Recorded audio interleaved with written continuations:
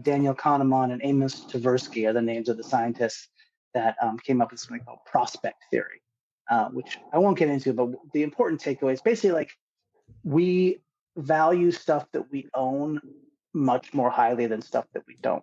They did an experiment where they gave people a mug. They just put a mug in someone's hand and they said, okay, how much would you pay for this mug? And the value, the average price that people said they'd pay for the mug was higher than people who just like saw that mug on a bookshelf and literally just didn't hold it because we made this like physical connection, something that like ownership of something makes us value it much more highly.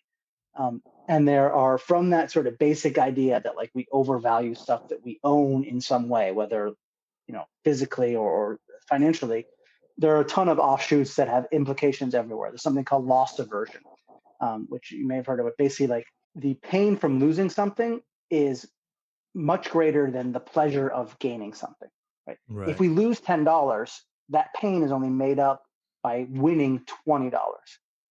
And that is a powerful thing that has implications for investing and any sort of financial decision, because we try to avoid that loss.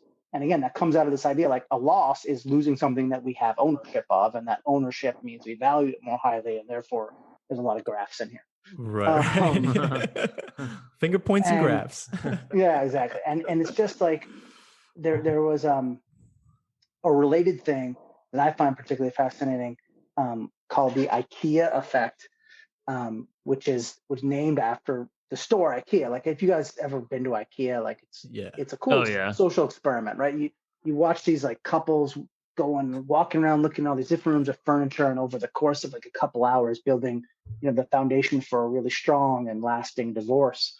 And you see, it's like Ikea's figured out, right? You buy something in a box and you build it yourself.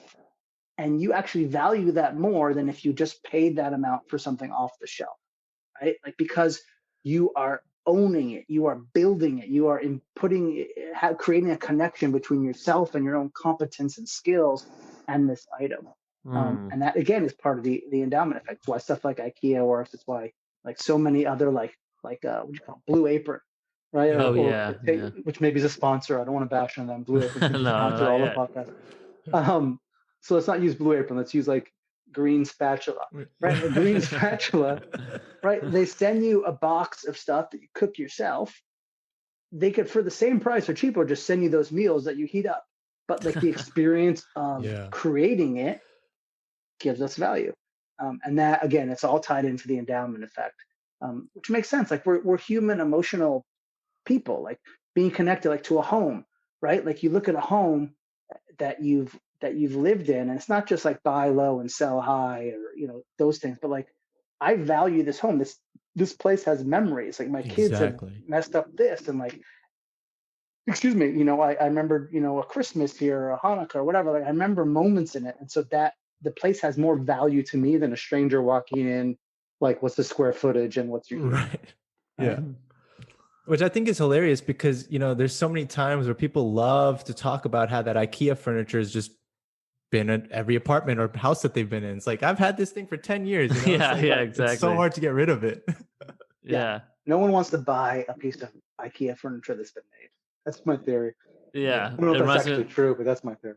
It reminds me of that George Carlin bit about like people's stuff and how, have you noticed that other people's stuff is shit and your shit is stuff? I think the line went, but yeah, it's really insightful. It's true. We do forge these sentimental attachments to everything the longer they're around. Jeff, let's get your insight on the science of why it bothers us when a locksmith is too efficient and still charges his $200 flat rate. So that's all about the what you might call operational transparency or fairness or effort. Basically, when we can't judge what something is worth and we have no innate sense of the value of it, we often judge the effort that's been put in. And we use that as a measure of the fairness of a price. Like we'll pay more for a locksmith that takes an hour to open our door and sweats and swears and breaks crap than one who just walks up and opens it. What we're doing is actually paying for incompetence, right? But like, how do I measure the value of getting into my house, right? Unless I always locked out like 20 times, I don't have any market for that. So I look at the effort that this guy has made. And and it seems like he's made a lot of effort.